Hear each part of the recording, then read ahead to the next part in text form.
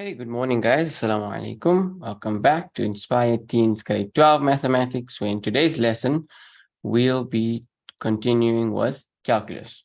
Okay, so we're just going to start off with a quick recap of what we've done so far, and then we're going to continue. So we've discussed first principle, okay, how to derive in terms of first principle using the first principle formula. Okay, we then also discussed generally how to derive, okay, using the coefficient way, the exponent and coefficient way. So we did a few examples. Then we needed to discuss all of our differentiation rules, which we did, okay, and some other rules which would help us, to help us to derive. Then we discussed the different notations, okay, deriving in terms of different variables, okay, and we discussed this notation and what it means, dy dx, okay, so deriving y in terms of x, and we discuss it in terms of different variables, for example, dy, dk, and dk, dq, whatever it is, right? Just deriving, understanding what that representation, what that notion, what that notation of deriving means, and how do we derive when we're given that notation. Okay, so we covered that. Then there's some practice questions which you guys can go ahead and do. Okay, then we discussed the cubic function itself. Okay, we discussed the shape of it. So when a is greater than 0 or when a is less than 0. Okay, then we discuss sketching a cubic function. Okay, determining the shape, determining the stationary points, okay, also known as the turning points. Okay, we said f prime x is equal to 0. Okay, we discussed how do we solve for the turning point. So we basically derive it and equate it to 0, and then to solve for the y turning points, we substituted those coordinates into the equation. Then we looked at number 3, where we discussed how do we determine the x and the y intercept. So the y intercept is easy. It's either d in the equation or you make x equal to 0. Okay, if you make x equal to 0 in your equation, you solve for y, that will give you the y intercept. However, the x-intercept is a bit of a longer process. We use factor theorem or B method in order to solve for this. So the first thing we did was, we did factor method. We find the first factor by using 1, -1, 2, -2. Okay, so we did trial and error using a few numbers to try and find, okay, and obviously, and so on and so forth, because we should try a few numbers. Okay, so yes, we use factor method, trial and error. We try a few different values in order to get the first factor. Whichever one that we sub into the equation gives us 0, that is the factor that we choose as our first factor. Okay, so once we get the first number that makes the equation 0, we write it out as a factor. Remember, the factor is always written with an opposite sign. So if your factor, if the number that you chose that made the equation 0 was 1, for example, your factor would then be -1. Okay, so if you chose 1, which was in this case 1 is the number that worked. Okay, we made our factor -1, so x -1. Okay, so yeah, let's look at B method. This is now, so once we determined our first factor, now we need to determine the rest of the factors using B method. So using this factor, set up an equation with f of x. Okay, so we wrote out the f of x equation, right? Then what we did was we write out this general equation for a quadratic. So we wrote out our first factor that we solved for using trial and error. And then we write out the general formula for quadratic: ax squared plus bx plus c. Then we solved for a and we solved for c. So the steps are here. First, determine a and c. Those are easy. Okay, why are they easy? Because you just have to use the coefficients of, so firstly, to solve for a, you have to use the coefficients of the cubed term. Okay, so we have to use this coefficient, and we have to use this coefficient, and we have to use that coefficient. Okay, so we use the coefficient of the cubed term, and we multiply the coefficient of this x term and this x squared term, which is a. Okay, why do we do that? Because when we multiply out this, right, remember that these two are factors of this entire thing. These right now are factors of this entire thing, which means when we multiply these guys out, when we multiply these two brackets, we should get whatever's on the left-hand side of the equation. Okay, so that's why we know when we multiply x and ax squared, we're going to get whatever this cube term is. We know that this is the cube term that we're going to get. Therefore, we can utilize the coefficients of these three terms to solve for a. So basically, a times the coefficient of that, which is 1, a times 1 gives us whatever the coefficient of the cube term is, which is 1. So a times 1 gives us 1. Therefore, we know that a is 1. The same thing for c. The only way that we're going to get this constant, okay, remember these are factors. The only way we're going to get that constant of 12 is by multiplying this constant and that constant. So we say -1 times c gives us 12. And that's exactly what we did here. We sort of set up an equation. -1 times c gives us 12. Therefore, when we divide by -1, we get c as -12. Okay, then we solve for b, which there are two ways to solve for b. So now we've used this term. Okay, we've used this term.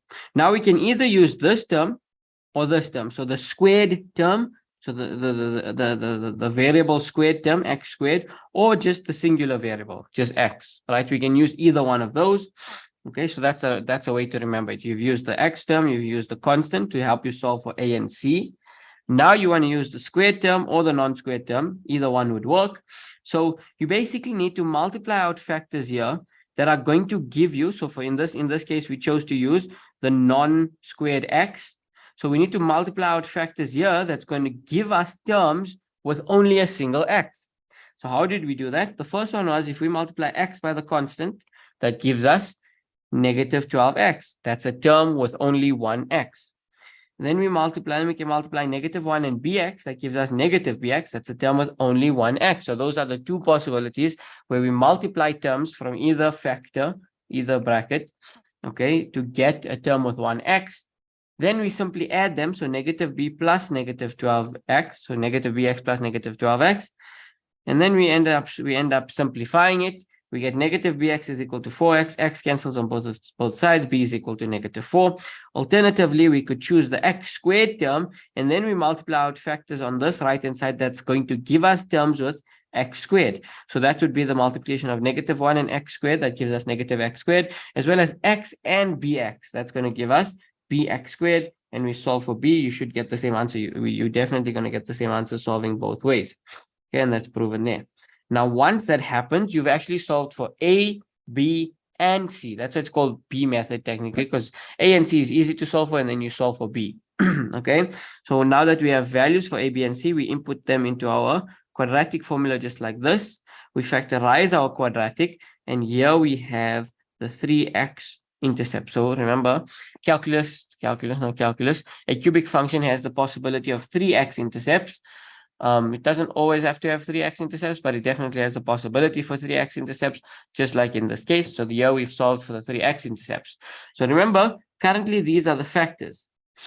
Okay, this is like, yeah, like I've written here, this is like the x-intercept form of a cubic function. So remember, you have x-intercept form of a parabola function. This is the x-intercept form of a cubic function. And if you remember, from the x-intercept form of a parabola function, we always use the opposite sign from what's given in the equation. So this is like having f of x is equal to, okay, and this a is 1 in this case. So f of x is equal to that. So we always choose the opposite sign. So the x-intercepts are +1, +6, -2, and their coordinates are 1 and 0, 6 and 0, -2 and 0. Okay, so just a quick recap. If you don't understand something, I would recommend going back to that video and taking it step by step. Okay, taking it step by step and trying to understand it once more. Okay, now let us discuss, okay, the difference between each graph. So firstly, here we have f of x as a cubic function. So this guy right here, okay, this is a cubic function.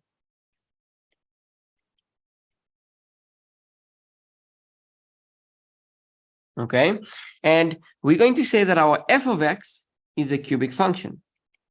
When we derive f of x, okay, we obviously get f prime x or the first derivative of x, it actually forms, you'll notice this graph, this is a parabola graph, or not, let's just use a quadratic graph or quadratic equation graph. Okay, so when you derive a cubic, you get a quadratic. Okay, then when we find the second derivative, okay, so basically the derivative of the quadratic, this forms a linear equation or a linear graph.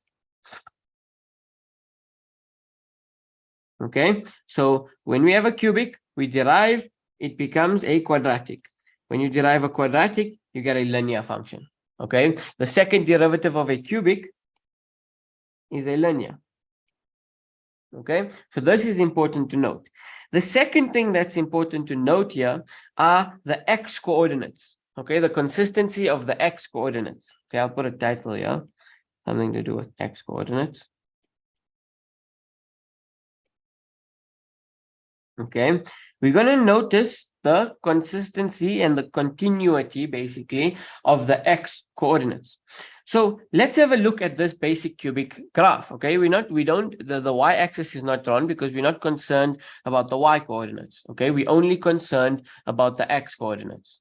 Okay, so 1 second. Okay, we're only concerned about the x coordinates. So we have a look at our two turning points. We have x coordinates there, and we're also going to have a look at our point of inflection, which we'll discuss more in detail in a bit. But for now, point of inflection is basically the midpoint of the two turning points. Okay, point of inflection is the midpoint of the two turning points. So we're going to discuss the two turning points and the point of inflection. So those x coordinates continue. So as you can see, there's a dotted line drawn down to the quadratic, indicating that the x coordinates of the turning point of a cubic become the x coordinates of the x intercepts on the quadratic. Okay, so if we look at it as a whole picture, we can see that the x coordinates of the turning points are the same x coordinates of the x intercepts in the quadratic, in the derivative basically. And similarly with this one, this x coordinate becomes that x intercept. They have the same x value. The y value can change, but they have the same x value. And that point of inflection that's on the cubic, that becomes the turning point on the quadratic. And that makes sense. Why? Because if the inflection point is the midpoint of the turning points, and the turning points have the same coordinates as the x-intercepts, therefore inflection should also be, the inflection is the midpoint of these points, and the midpoint of the x-intercepts is the turning point, if you remember correctly from parabola. Okay, so that x-coordinate remains consistent.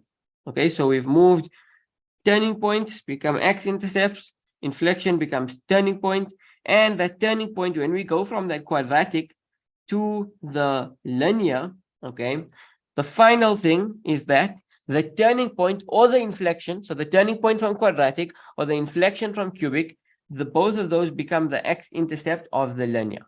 Okay, the same x-coordinate, they have the same x-coordinate.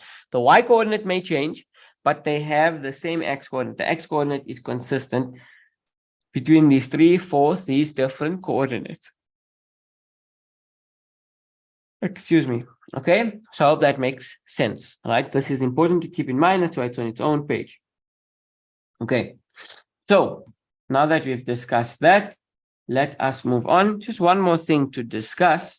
All right, if we have to draw up f of x, okay, and give it an equation, a cubic equation. So we say 2x, of course we have to have cubed. So we say 2x cubed plus 3x squared, okay, plus 2x minus 4. So firstly, this is a cubic function. Okay, now let's find the derivative of this cubic function. Okay, so how do we derive? Exponent times coefficient, and subtract 1 from the exponent. So 3 times 2. 3 times 2 is 6. X to the power of 3 minus 1, which is 2, plus 2 times 3, which is 6 as well, x to the power of 2 minus 1, which is 1, which is just x. X to the power of 1 and x are the same thing. And then how do we derive that? We just steal the coefficient when it's just a single variable, or it's to the power of 1. 1 times 2 is 2. 1 minus 1 is 0. Anything to the power of 0 is 1. So it's 2 times 1, which is basically 2. And the constant falls away. So now you'll notice that the first derivative, even in terms of the equation, we've derived our cubic function, and our first derivative is actually a quadratic function. Okay, so that's also easily noted here. The first derivative is a quadratic function. Let's derive it a second time. So in order to find the second derivative of f of x, you derive it once and you derive the first derivative. So we're going to derive this guy. Okay, so let's derive the quadratic. So in order to find the second derivative once more, you derive the first derivative. So 2 times 6, which is 12, x to the power of 2 minus 1, which is just 1, which is just x, and this is just going to become 6. So if you'll notice, you'll see that here we have a linear function. And the second derivative actually forms for us a linear function. Okay, so here we can see, even when we derive the equations, we get those respective equations. Okay, so this is written here just for us to reference if we need to. Okay, let's have a look at this. So I'm just going to discuss these concepts with you before we move on to concavity and tangents. Okay, I want to discuss, okay, having first derivative greater than 0, less than 0, and second derivative greater than or less than 0. And what does it mean? Okay, so firstly,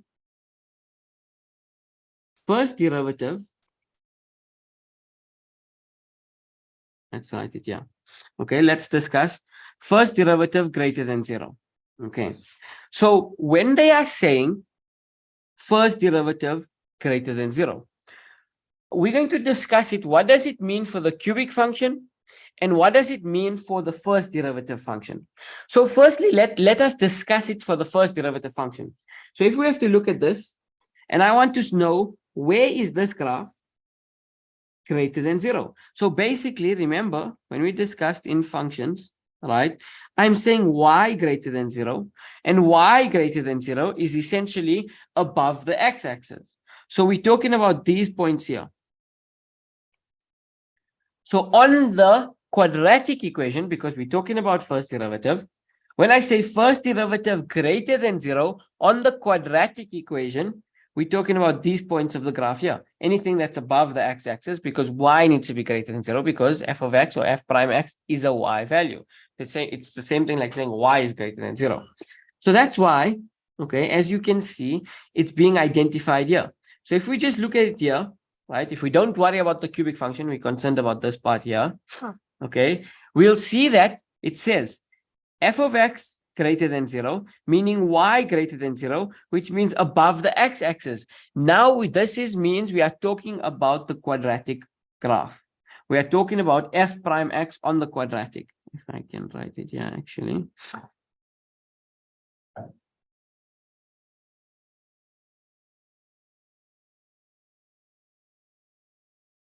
Okay, we're talking about it on the quadratic, and as you can see, this little diagram, okay, these gold parts here represent which part of the graph we're talking about, and that's clearly above the x-axis. So when f prime x or first derivative of x is greater than 0 on the quadratic, it's basically like works like normal when that graph is greater than 0. However, what you need to remember on the cubic function, when we use that, when we say f of x, when we say f prime x greater than 0, this is indicating a part on the cubic function where it is increasing. So on the first derivative graph, it's where it's above the x-axis because f of x greater than 0, y greater than 0. However, when it's on the cubic function, when we're talking about when they ask you perhaps give the x coordinates where f prime x is greater than 0. They are asking for the coordinates where the cubic function is actually increasing. Okay, so as you can see, they are highlighted here on the cubic function as well, because this is where they are increasing. Okay, from negative infinity to turning point, and from the second turning point to positive infinity. Okay, so obviously you're identifying the parts of the graph where they are increasing. So, but this is important that you need to note. When we say f prime x greater than 0, we mean two things. For the quadratic, we mean that it's greater than 0, so above the x-axis, sorry. But for the cubic, when we say f prime x greater than 0, we are talking about increasing.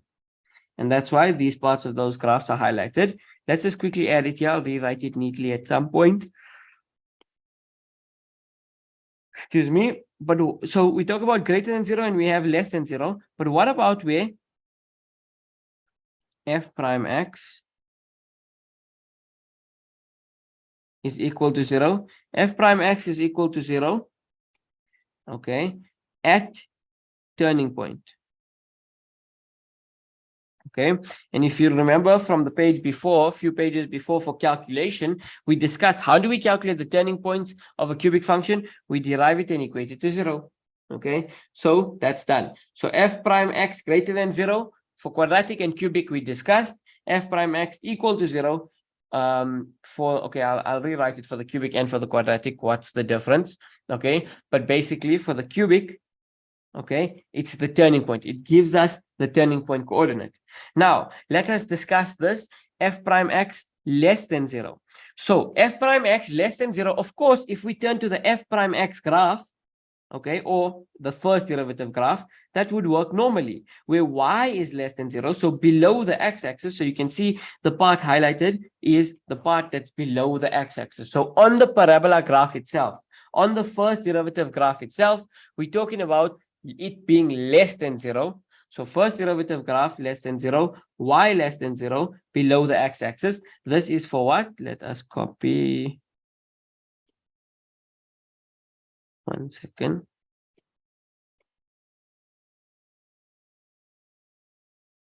This is for what? This is for the quadratic graph. That's what it means. Okay, if we're discussing the quadratic graph, that's what it means. However, if we're discussing f prime x less than 0 for the cubic graph, if we want to know the values where the first derivative is less than 0, we can just look for the point on the graph where it's decreasing. We're talking about cubic. Wherever the cubic is decreasing, that's where the first derivative is less than 0. That's also one way to put it. Wherever the cubic function is decreasing, that's where the first derivative is less than 0. Sorry, just give me 1 second.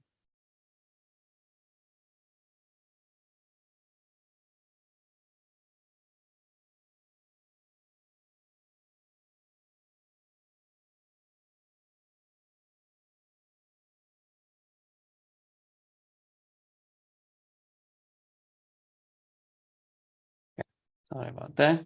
Otherwise, my cat will cry for the next 6 hours.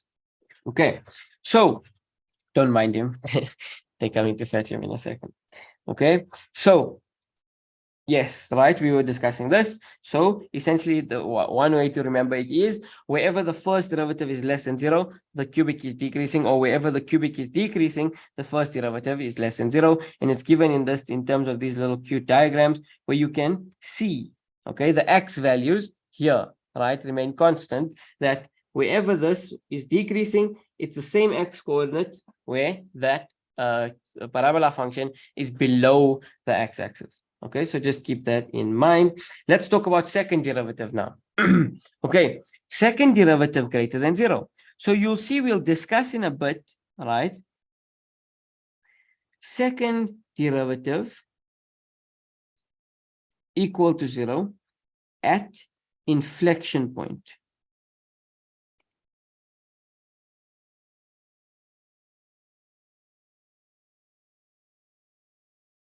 Okay, so the second derivative is equal to 0 at inflection point. We'll discuss how to calculate that in the next thing that we do. But for now, that's fine for us to know that when the second derivative is equated to 0, that gives us the value of the inflection point. Inflection point is basically the midpoint of the turning points on a cubic function.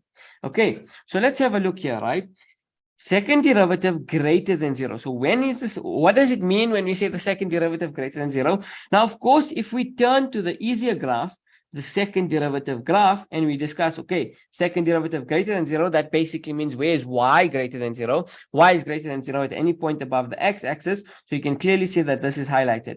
In this linear function, which is the second derivative graph, we can see that the part that's highlighted is the part that's above the graph.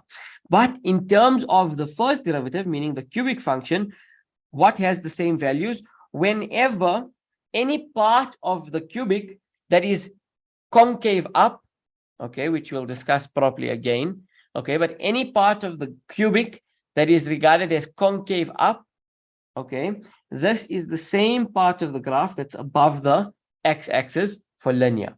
Concave up basically means we have two different shapes in, I'm not sure if we discuss it in the basics, so we'll discuss it when we do concavity next, but basically it's really simple, right? Concave up is the part of the cubic function that smiles, that part. Concave down is the part that frowns, like this part here. Okay, they change it in the inflection point. So the midpoint between the two turning points here, okay, that's where the graph changes from concave up to concave down and vice versa.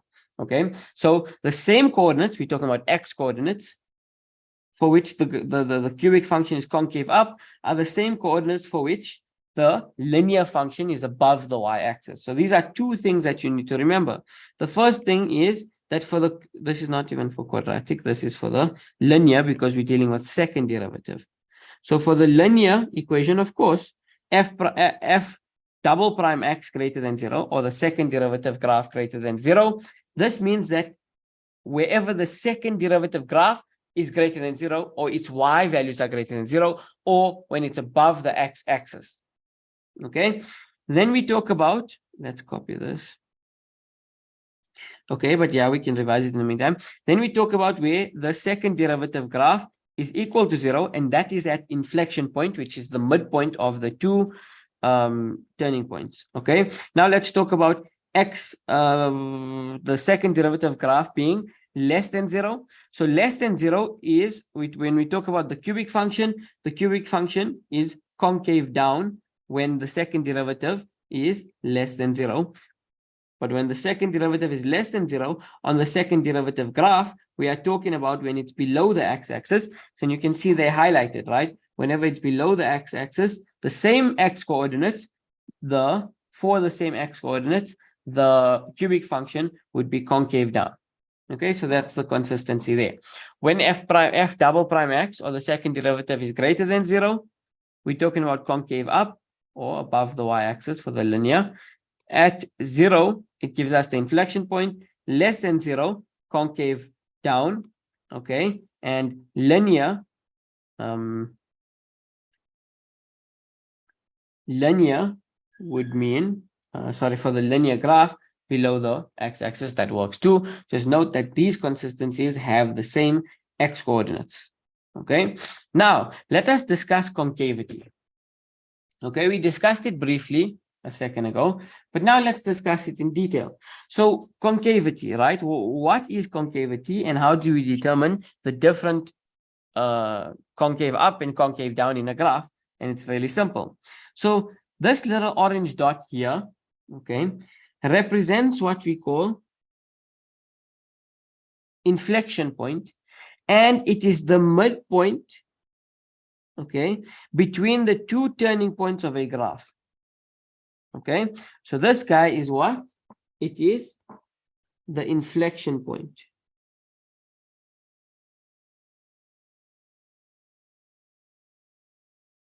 Okay, it's the inflection point of the cubic graph. What is the inflection point? Inflection point is essentially the midpoint of the two turning points, number one.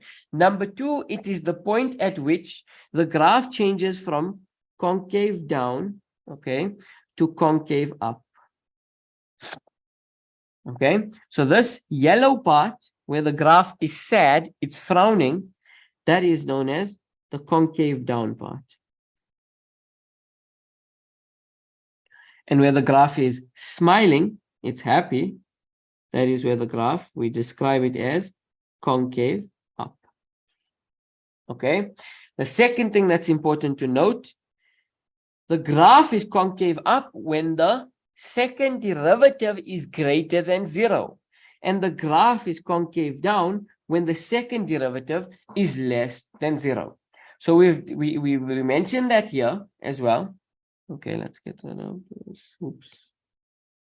Okay, we mentioned that here as well, that when the second derivative greater than 0, graph is concave up. Second derivative less than 0, graph is concave down. So we need to memorize that, as well as also understand that we can use this in calculation. So if we want to know where the values are concave up, we can find the second derivative, say greater than 0, and solve for that inequality. Find the second derivative and say greater than 0 and solve for that inequality. That would give us the x values for which the graph is concave up.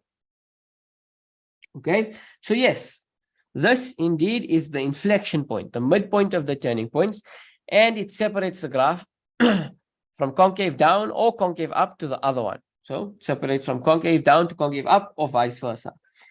Concave up is when the second derivative is greater than 0.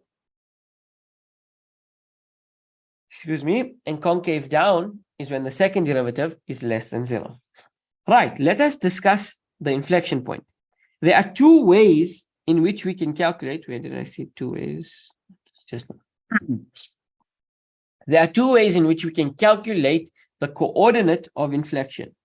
Okay, the first way is by calculating the midpoint of the turning points. So like I said, they are the midpoint of the turning point. So you can use midpoint formula, xtp plus xtp over 2, or xtp1 plus xtp2 over 2, ytp1 plus ytp2 over 2. So that's essentially finding the midpoint of the turning point. So you take the coordinate here and the coordinate there, and you find its midpoint, right? That's basically what that means. Alternatively, so that's the first one, midpoint. Let's highlight it nicely. The first way is utilizing midpoint. The second way is utilizing the second derivative and equating it to 0. So you find the second derivative of a cubic function, you equate it to 0, and that's going to give you the x inflection. To get the y inflection, you then substitute the x inflection. Excuse me, you substitute the x inflection into f of x to get the y point of inflection. Okay, so pretty simple. Two methods. The first one is the midpoint of the turning points. The second one is to find the second derivative and equate it to 0. That's going to give you the x inflection. Alternatively, and thereafter to find the y inflection, you would need to substitute the x point of inflection into f of x. Just another side thing to note, okay? We get the maximum and minimum gradient of the graph. So of course, these are curved graphs, okay? Since they are curved graphs, they don't have a constant gradient. The gradient is always changing, right? Even if this is depicted as a straight line, it's not really a straight line, okay? Because it's a curved graph. So there's no constant gradient for more than one single point. So if you have to test out the gradient here, and then slightly next to it would be slightly different, and then slightly next to that would be even more slightly different, and so on, right? There are different gradients for this graph. It's not constant, so it's a curve, right? So there's different gradients. It's not like a straight line where we have a constant m. So therefore, there are different gradients on a curved graph. So parabola, and in this case, like quadratic, right? But now this statement is telling us essentially that the maximum and minimum gradient is found at the inflection point for tangent line. Okay, so that's fine, doesn't really matter. So essentially, yes, the max and min gradient, or the steepest or the shallowest slope, is found at inflection point. So right here, let's see, yeah, right here and right here. Why do we say max or min? Depending on the shape, because here we have a is greater than 0, and the gradient at inflection point in this case is a negative gradient. Okay, and the gradient of this line, which is a tangent line, by the way, because it only touches once, the gradient of this line, okay, is the lowest gradient that you get on the entire graph. This guy is the minimum value. The minimum gradient, the lowest gradient that we're going to get for the entire graph. Then when a is less than 0, it's increasing at the point of inflection.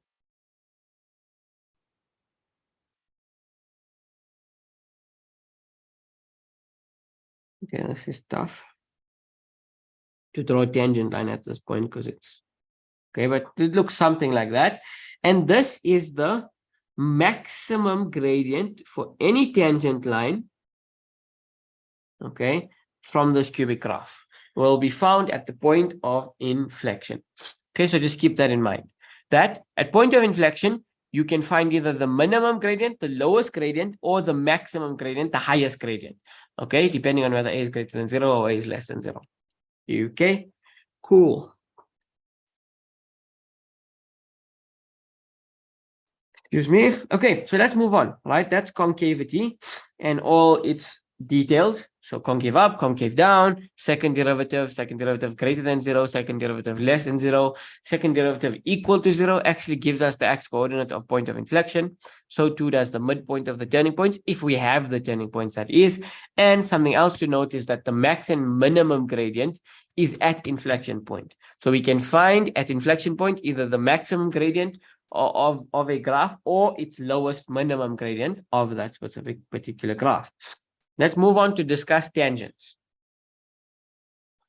Okay, so firstly, we have to understand this first statement that gradient equals derivative. Gradient equals derivative, gradient equals derivative, gradient equals derivative.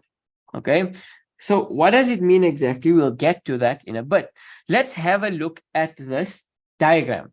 So this diagram is a parabola graph. Don't worry, it's the same concept for a cubic graph. Okay, so this has an equation of x squared plus 2x minus 3.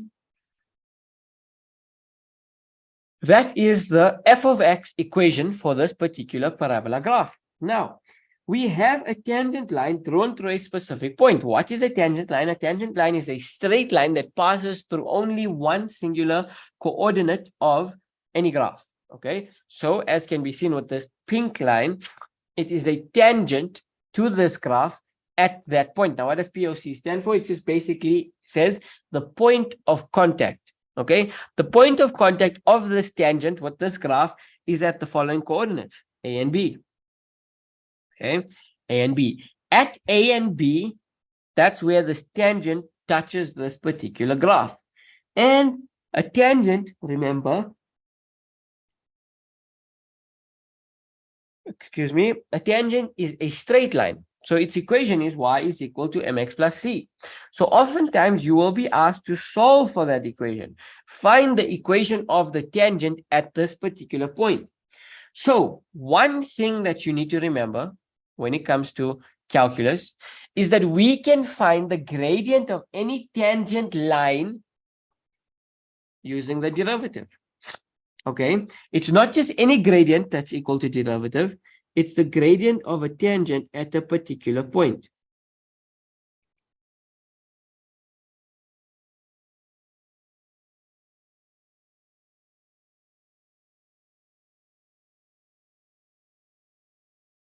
Okay, so the gradient of the tangent is equal to the derivative.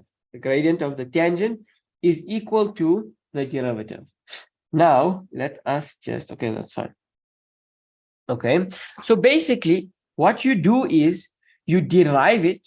Okay, so you take this guy. Now remember, this is f of x. Okay, so you derive it. So let's derive it once. I get 2x plus 2. Now, 2x plus 2, okay, this is the derivative. And what do we know about the derivative? You should know this better than you know your own name. Okay, what do you know about the derivative? It gives you gradient. If you don't know that, write it 768 times until you know it. Okay, until it's engraved inside of your brain. Gradient equals derivative, gradient equals derivative, gradient equals derivative, gradient equals derivative. What gradient that do we get?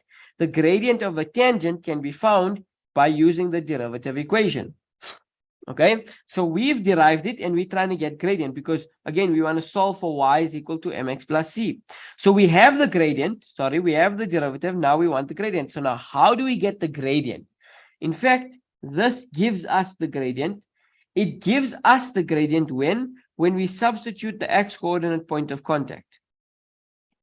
Okay, so let us do that. We have 2 open brackets plus 2. This is going to give us the gradient.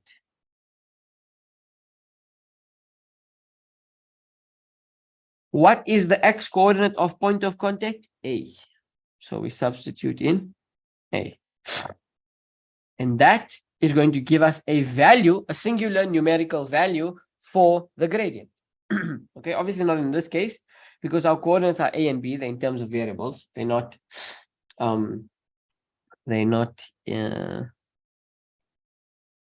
what's English? This is gradient of the tangent. Okay, they're not actual numerical values that are given. That's what I wanted to say. Okay, but I hope that the concept is understood from this little thing here.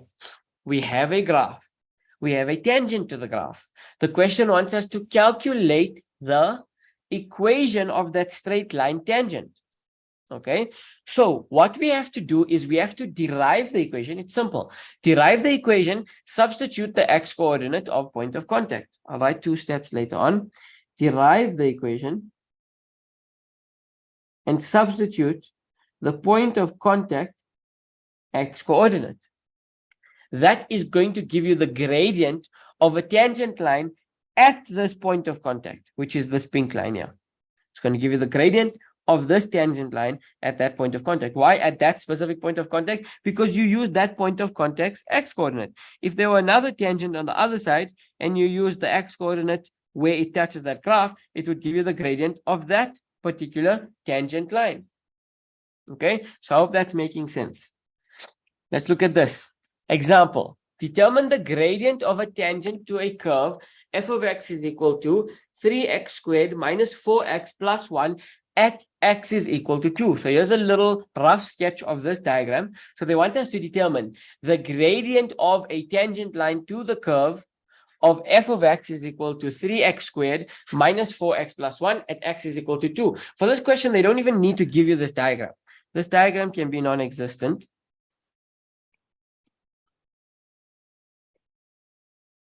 Let's do this. Okay, even if that diagram doesn't exist to you, you can still solve this question. Why? So first thing you need to remember, because you remember it better than your own name, that gradient equals derivative.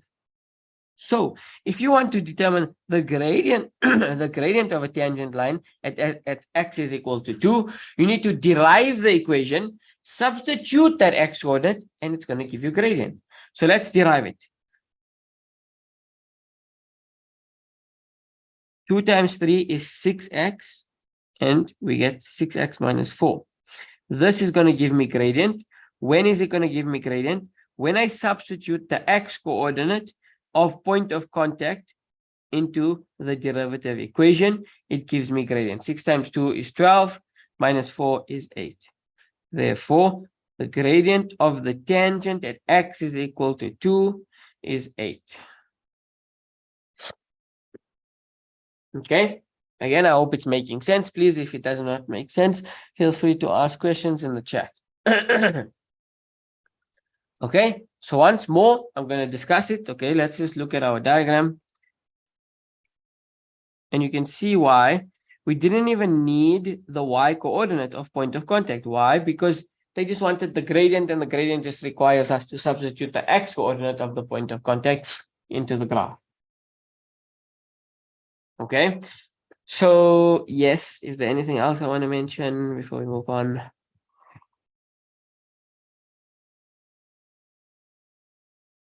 Yeah, so again, we're just determining the gradient. So what we do is derive the equation, substitute the point of contact. Okay, let's have a look at this next practice question and try to do it.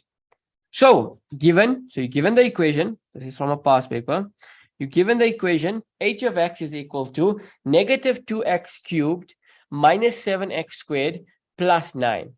For which values of x will there be a tangent to the curve of h that is parallel to the line y minus 4x is equal to 7? Let's just get this in standard form.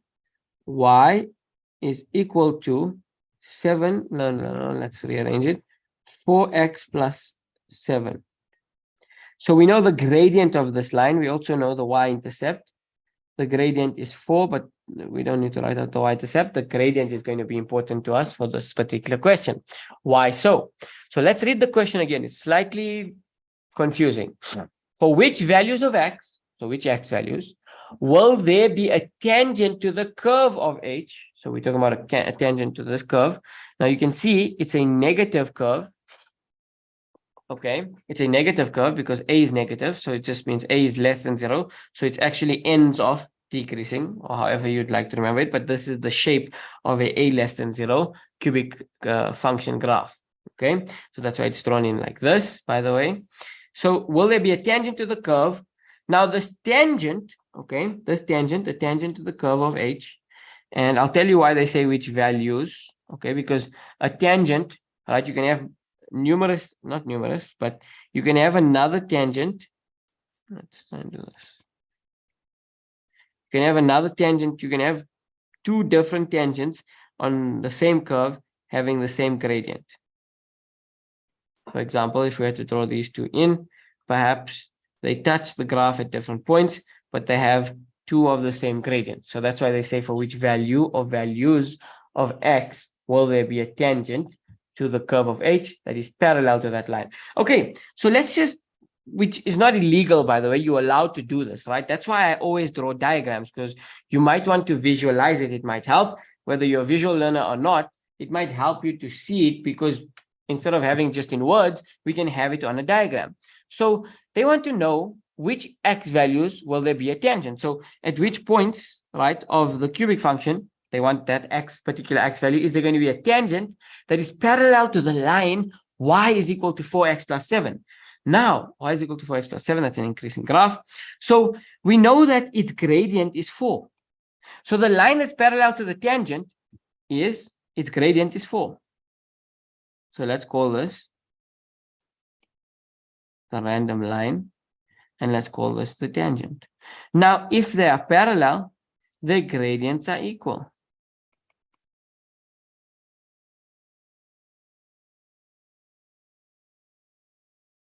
The gradient of the tangent line is equal to the gradient of the line. So 4 is a positive gradient. So I'm just going to assume that the tangent is somewhere here, for example. So I'm just throwing it in. They didn't ask for a diagram, so there's not going to be marked. So I'm just doing a rough sketch to say, okay, it's a positive gradient tangent. So it looks obviously as a positive inclination. Let's just say it's somewhere there, right? We don't have any other values for this graph, so that's fine. Okay, now we need to keep in mind that this tangent line has another line somewhere in this diagram that it is parallel to. And this has a gradient of 4, which means that the gradient of the tangent is also 4. So the gradient of this random line, y, is equal to 4x plus 7. The gradient of this line is 4. It's parallel to the tangent line. So the tangent line has a gradient of 4. They want us to solve for which x values will there be a tangent. Remember, you should remember, because you need to remember it better than your name. Gradient equals derivative. Now we have the gradient. We're going to try and find the, we have the gradient.